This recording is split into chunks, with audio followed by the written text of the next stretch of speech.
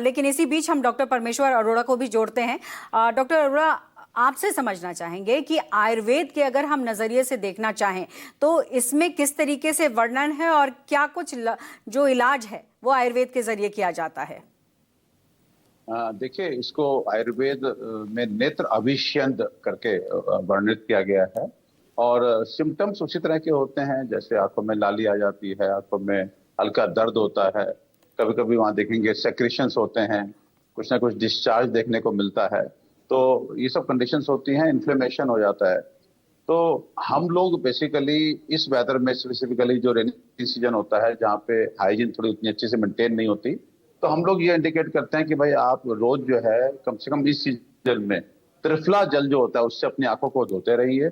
ये लोकली जो है उस जगह को आपकी क्लीन रखेगा और बहुत आसानी से आप त्रिफला, मोटा दरदरा त्रिफला लेकर के आप रात में उसे भिगो दें कटोरी भर पानी में, और सुबह बिल्कुल पतले कपड़े से, जिससे उसका दाना जो है वो ऐसा ना हो कि आपको नुकसान पहुंचाए, तो उसको बिल्कुल त्रिफला छान करके जो त्रिफला जल है उससे आंखों को धोएं। और इसको कुछ लोग जो आंखें धो नहीं सकते, ऐसे पल्लव भी बहुत सारे लोग हैं जो जब आंख उनको वॉश करने के लिए बोलते हैं तो उनकी आंखें बंद हो जाती हैं। तो हम लोग बड़ा सिंपल आजकल बोलने लगे कि आप ड्रॉपर से 8-10 बूंद त्रिफला जल जो है वो आंखों में डाल लें, तो वो भी पूरे एरिया को, आपको हाइजीन को मेंटेन करता है और किसी भी तरह के कंटामिनेशन को वो न्यूट्रलाइज कर देता है।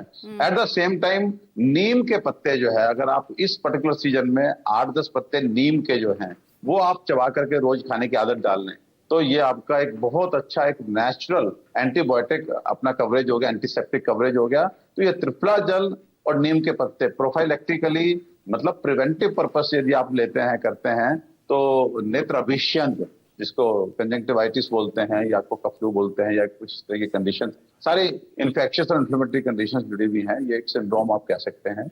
उसमें अलग अलग तरह के इन्फेक्शन हो, उन सबसे काफी बचाव हो सकता है। अच्छा, एक बार फिर से मैं डॉक्टर महिपाल का रुख करना चाहूंगी। डॉक्टर महिपाल, यहाँ आपसे ये भी समझना चाहूंगी कि कई बार ये देखा गया है कि किसी व्यक्ति को कंजक्टिवाइटिस हुआ यानी आई फ्लू हुआ, और देखते ही देखते चाहे ऑफिस हो चाहे घर हो, सभी बाकी लोगों को भी हो जाता है। तो इस खतरे से किस तरीके से बचाव किया जा सकता है? क्योंकि अगर ऑफिस है तो ऑफिस में अगर एक व्यक्ति को होता है, सभी को हो जाए, तो वो कहीं ना कहीं काम को प्रभावित करता है।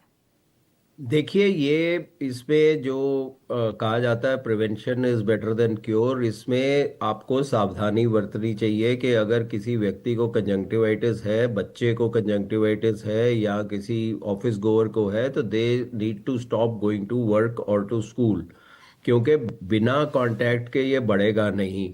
तो जैसे आप ये समझिए कि अगर वो व्यक्ति स्कूल में जा रहा है, बच्चा एक बच्चा दूसरे बच्चे से मिलता है, गेम्स खेलता है, टेबल पे सेम जगह बैठता है, तो वो एक जगह से दूसरी जगह जा सकता है। तो टीचर्स को ये देखना चाहिए कि अगर किसी बच्चे की आंख लाल हो रही है, उसमें डिस्चार्ज हो रहा है, तो उसको घर वापस भिजवा देना चाहिए। That is the first thing. एक और चीज़ है जहाँ से ये फैलता है, वो स्विमिंग पूल है। स्विमिंग पूल की कंटेमिनेशन से भी ये कंजंक्टिवाइटिस वो फैल सकता है। तो you need to avoid going to school और टू ऑफिसेज या क्राउडेड प्लेसेस। आमतौर पे लोग दूसरों की परवाह नहीं करते कि दूसरों की परवाह, यार मेरे को हो गया कोई बात नहीं, ये समय से ठीक होगा या दवाई डालेंगे ठीक होगा, मगर दूसरों की परवाह करनी चाहिए, क्योंकि एपिडेमिक स्प्रेड ऐसे ही होता है। जैसे अगर कोरोना का आप बात करें, कोविड हुआ था तो लोगों को आइसोलेट करते थे। सिमिलरली फॉर कंजंक्टिवाइटिस ऑल्सो, लोगों को दूसरों से मिलने को, जो कंजंक्टिवाइटिस से पीड़ित है, उनको उससे रोकना चाहिए and they should not go. Okay. बाकी काला चश्मा लोग पहनते हैं मेनली जो लाइट की इंटॉलरेंस है उसके लिए, मगर उससे भी हमको दूर से पता चल सकता है कि ये व्यक्ति दिन में क्यों अंदर काला चश्मा पहन रहा है, कि भाई इसको कहीं आई फ्लू तो नहीं है। तो उसके लिए वो व्यक्ति से उसके हैंकरचिप, टॉवल, हाथ मिलाना वगैरह ये चीजें नहीं करनी चाहिए। जो वो सर्फेसेस को टच कर रहा है वहां पे आपको टच नहीं करना चाहिए। ओके, डॉक्टर महिपाल, यहाँ एक चीज़ और भी मैं आपसे जानना चाहूंगी, क्योंकि आपने बहुत सारी चीज़ें बताई कि क्या सिम्टम होता है, किस तरीके से प्रिकॉशन लेना चाहिए, लेकिन कई बार देखा गया है कि आंखों में जो रेडनेस है वो बाद में आता है, शरीर में अकड़न, बुखार पहले आ जाता है। तो क्या ऐसी स्थिति में जो मेडिकेशन है, कई बार मेडिकेशन खुद से लिया जाता है, उसको लेकर खास ख्याल रखने की ज़रूरत होती है? देखिए, मेडिकेशन जो है वो फ्लू या कंजंक्टिवाइटिस के लिए कोल्ड कंप्रेसेस, लिड वाइप्स जैसे दूसरे आयुर्वैज्ञानिक आयुर्वेदा के डॉक्टर ने बताया, मतलब सिक्रीशंस को इकट्ठे नहीं होना चाहिए। और सुपर एडेड इन्फेक्शन को प्रिवेंट करने के लिए हम कभी कभार एंटीबायोटिक ड्रॉप्स भी दे देते हैं, वरना plain lubricant eye drops are given, क्योंकि ये सेल्फ लिमिटिंग डिजीज है, बॉडी अपने आप इम्यूनिटी कर लेती है। बाकी वायरल फीवर के साथ साथ कंजंक्टिवाइटिस में जैसे ही व्यक्ति को इरिटेशन वगैरह हो तो वो लक्षण हो सकते हैं। नॉर्मली आपने बिल्कुल सही कहा, अगर ये फेरेंजाइटिस वायरल फीवर के साथ है तो वो पहले लक्षण आते हैं, कंजंक्टिवाइटिस उसके बाद आता है। और यूजुअली एक और चीज है, कंजंक्टिवाइटिस नॉर्मली एक आंख से शुरू होकर दूसरी आंख में जल्दी चला जाता है 1-2 दिन के बाद।